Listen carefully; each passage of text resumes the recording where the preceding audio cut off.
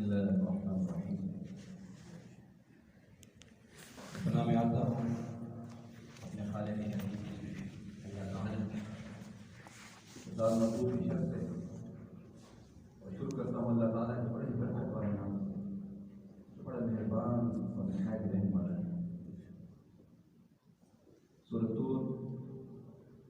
کی آیات مبارکہ کے تسلسل میں کہ جس میں اللہ تعالیٰ نے اہل جنت کی کیفیات کو مختصر الفاظ میں بیان کی کہ جس میں وہ ایک دوسرے کا حال احوال دکھاتے ہیں، اس کے بعد پھر آخری جو ان کی بات ہوتی ہے وہ کیا ہوتی ہے۔ کل میں نے بڑا زور دے کر اس بات کے اوپر آپ کو مطلع کیا کہ وہ اللہ تعالیٰ کی رحمت، اور وہ کیا تھی، انہ البر الرحیم، اللہ تعالیٰ بڑا احسان کرنے والا اور اس کے ساتھ رحم کرنے والا ہے، یعنی اسی کی رحمت ہی ہے، اسی کا فضل ہی ہے، اسی کی بخشش ہے۔ اہل جنت یہ بات کہے گی کہ اس کے فضل کے صدقے، اس کی بخشش کے صدقے آج ہم جہنم سے بچ کر جنت میں بیٹھے ہیں، کیونکہ اعمال کے اوپر کوئی دار و مدار نہیں۔ آپ نے واقعہ سنا بنی اسرائیل کے بزرگ کا کہ جس نے 500 سال کی اللہ تعالیٰ کے حضور میں مقبول عبادت کی، اور پھر نتیجہ کیا نکلتا ہے کہ جب اللہ فرماتے ہیں کہ میرے فضل سے جنت میں جا، تو کہتے ہیں کہ میری عبادت کس کام کی۔ حدیث مبارکہ کا واقعہ ہے کہ میری عبادت پھر کہاں گئی 500 سال کی، کہ اگر آپ کے فضل سے جنت میں جانا تھا تو پھر میں نے 500 سال دنیا میں عبادت کیوں کی۔ تو کیا ہوتا ہے، اللہ تعالیٰ اس کو یعنی فرشتوں کو حکم دیتے ہیں کہ کوئی جہنم کے اوپر لے کر جاؤ، پھر کیا کہ 500 سال کی عبادت ایک پیالے پانی کے بدلے میں دینے کے لیے برابر ہو جاتی ہے جب جان نکلتی ہے۔ تو اس طرح اگر ہم اللہ تعالیٰ کی نعمتوں کو دیکھیں تو ایک ایک قطرے پانی کا ہم حساب نہیں دے سکتے، اور نعمتوں کو اپنی جگہ پر ایک ایک قطرہ جو پانی ہے اس کا بھی حساب نہیں دے سکتے اللہ تعالیٰ، اس کا فضل ہے بھر۔ اسی تسلسل میں اللہ تعالیٰ پھر آج کی آیات مبارکہ میں جملہ حکمیہ کہ جس میں رسول اللہ صلی اللہ علیہ وسلم پھر حکم ہوتا ہے اور ارشاد فرمایا جاتا ہے اللہ تعالیٰ کی طرف سے، اور وہ کیا، فذکر فما انت بنعمت ربک بکاہن ولا مجنون، اے محمد فذکر، بس آپ نصیحت کریں، آپ کے اوپر جو الزام لگائے، جس قسم کا الزام لگائے، کوئی آپ کی بات سنے، کوئی آپ کی بات نہ سنے، کوئی آپ کو کیا کہے، آپ نے اپنی نصیحت کا کام نہیں چھوڑنا، دعوت کا کام نہیں چھوڑنا۔ یہ جو شریعت ہے جو میں نے آپ کو عطا کی، اس کے پھیلانے کے لیے آپ نے تھوڑی سی بھی سستی نہیں دکھانی، فذکر، بس آپ نصیحت کریں، فما انت بنعمت ربک بکاہن ولا مجنون۔ اور پھر اس کے ساتھ ساتھ اللہ تعالیٰ نے رسول اللہ صلی اللہ علیہ وسلم کی حوصلہ افزائی کی آیت میں۔ کیوں حوصلہ افزائی کی کہ کوئی آپ کو ساحر کہتا تھا، کوئی آپ کو مجنون کہتا تھا، کوئی آپ کو دیوانہ کہتا تھا، اور ساحر کیوں کہتے تھے رسول اللہ صلی اللہ علیہ وسلم کو؟ اگر ہم کہتے ہیں ہمیشہ کہ رسول اللہ کو جادوگر کہا جاتا تھا، کس لیے جادوگر کہا جاتا تھا؟ جادوگروں کا کیا کام ہوتا ہے؟ نعوذ باللہ من ذالک، میں آپ کی مثال تو نہیں ہے، یہاں پر میں ضروری سمجھتا ہوں دینے کے لیے کہ جادوگروں کا جو کام ہوتا ہے وہ شوق بازی دکھانا ہوتا ہے۔ کھڑے کھڑے وہ ایسی کوئی چیز دکھاتے ہیں کہ انسان ان کا گرویدہ بن جاتا ہے، انسان کی جو عقل ہے وہ چکرا جاتی ہے نا، کہ جادو ایک عقل کا جسے کہتے پردہ ہے اور کچھ بھی نہیں ہے اس کے علاوہ، تو وہ آپ کو جادوگر کہتے ہیں۔ کیوں؟ آپ کے معجزات ایسے تھے، اللہ تعالیٰ نے آپ کو جو معجزات، تو ہر نبی کو اللہ تعالیٰ نے معجزات عطا فرمائے، پھر آپ کا اخلاق کریمانہ ایسا تھا،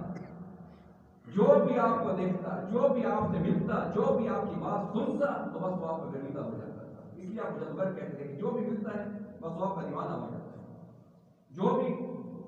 آپ کے قریب جاتا ہے بس وہ آپ کا ہی ہو کے رہ جاتا ہے، جو بھی آپ کے معجزات دیکھتا ہے بس وہ ایمان لائے بغیر نہیں رہ سکتا۔ تو اس لیے آپ کہتے ہیں یہ جادوگر ہیں، ان کا جادو تو جو ہے نعوذ باللہ من ذالک، ابو جہل نے کیا کہا تھا کہ اگر چاند کو 2 ٹکڑے کر دو تو میں ایمان لاؤں گا۔ پھر کیا ہوا تھا جب چاند 2 ٹکڑے ہو گئے تو پھر کیا اس نے اپنی زبان سے کہا کہ ہمارا جادو جو ہے وہ چاند پر کیسا کرتے، ہم تو زمین والے سمجھ رہتے ہیں کہ ہماری زمین پر ہے، تو یعنی ہدایت اس کے حصے میں نہیں لکھی تھی۔ بہر اللہ نے فرمایا کہ آپ نصیحت جاری رکھیں، پھر فما انت بنعمت ربک بکاہن ولا مجنون، آپ اللہ تعالیٰ کی مہربانی سے نہ تو کاہن ہیں اور نہ دیوانے ہیں۔ اللہ نے اس کی گواہی دے دی آپ کو اللہ کی سچائی کی، آپ کے آخری نبی ہونے کی، کہ نہ آپ کاہن ہیں جس کا جو ایمان کہے پڑے، نہ آپ دیوانے ہیں جس کی جو مرضی کہے پڑے۔ جب اللہ تعالیٰ آپ کی سچائی میں آپ کی گواہی دے رہے ہیں تو مخلوق جو بھی کہے اسے کوئی پرواہ نہیں۔ پھر ام یقولون شاعر نتربص به ريب المنون، پھر اب ان آیات میں یہ 15 آیات ایسی ہیں جس میں اللہ تعالیٰ نے ام کا لفظ لگایا، اور ام ایک عام فہم میں ہم کہتے ہیں کہ سوالیہ طور پر بھی کیا جاتا ہے کہ وہ کیا کہتے ہیں، ہم جیسے کہتے ہیں کہ وہ کیا کہہ رہے تھے، اچھا وہ یہ کہہ رہے تھے، وہ کیا کہتے ہیں، وہ کیا کہنے والے ہیں۔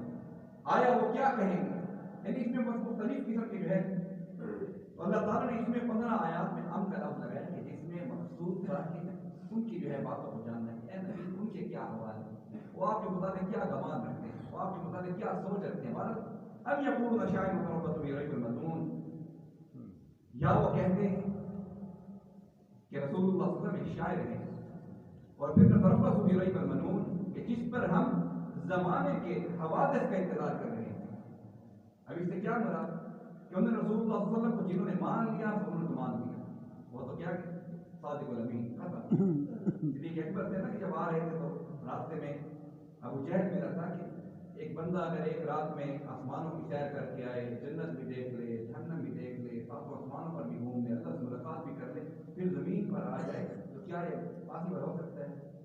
میں نہیں۔ اب اس پر ابو جہل نے سمجھا کہ دل میں آپ کو مجھے بڑا موقع مل گیا ہے، پھر آگے جواب میں کیا کہتا ہے کہ آپ کے دوست آپ جسے نبی مانتے ہیں وہ یہ بات کرتے ہیں۔ جب صدیق اکبر رضی اللہ تعالیٰ اجمعین نے جب یہ بات سنی تو فرمایا کہ میں دل و جان سے قربان ہوں، انہوں نے جو بھی فرمایا حق اور سچ فرمایا۔ ہماری عقل میں شک ہو سکتا ہے، ہماری باتوں میں جھوٹ ہو سکتا ہے، مگر جو میرے رسول کا فرمان ہے وہ حق ہے اور سچ ہے۔ اس پر اللہ جواب ہو گیا کہ ایمان تھا، اندھا تھا۔ تو یہ آپ صلی اللہ علیہ وسلم کو جادوگر سمجھتے تھے، اس کے بعد آپ کو شاعر ہے، قرآن سے تو شاعر سمجھتے تھے، اور پھر نتربص بریب المنون، یہ زمانے کے حوادث کا انتظار کرتے۔ زمانے کے حوادث سے کیا مطلب کہ بس ان قریب نعوذ باللہ من ذلک رسول اللہ صلی اللہ علیہ وسلم فوت ہو جائیں گے تو یہ شریعت کا نام ختم ہو جائے گا، یا آپ بیمار ہو جائیں گے، یا نعوذ باللہ من ذلک جیسے آپ کے شہید کرنے کی انہوں نے سازشیں کی ہوئی تھی، تو یہ ان قریب جو ہے یہ آپ کا نام و نشان صباحتی سے مٹا دیں گے۔ اور یہ اس انتظار میں تھے کہ کب وہ دن آئے گا کہ جب یہ نبوت کا دعویٰ کرنے والے ہمارے پرانے آباء و اجداد کے دین کے مقابلے میں کھڑے ہونے والے کہ محمد کب جو ہے اس صباحتی سے مٹ جائیں گے۔ اللہ تعالیٰ نے جا کے کیا فرمایا، اس چیز کے انتظار میں بالکل تربصوا فإنی معکم من المتربصین۔ بس اب میں اے حبیب آپ کو کہہ رہا ہوں کہ یہ جب آپ کے اوپر ان مصیبتوں کے آنے کا انتظار کر رہے ہیں تو قل کہہ دو، آپ بھی کہہ دو تربصوا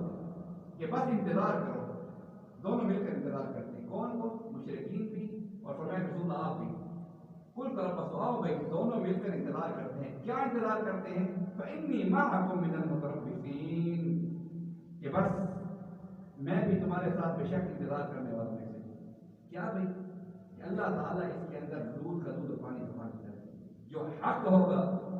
وہ ہمیشہ کے لیے قائم و دائم رہے گا، اور جو باطل ہوگا وہ ان کے دیکھتے ہی دیکھتے آنکھوں کے سامنے مٹ جائے گا۔ اور کیا ہوا اس انتظار میں کل طرف فإنی معکم من المتربصین کہ جب یہ دونوں انتظار کر رہے تھے، سب سے پہلے جو اللہ تعالیٰ نے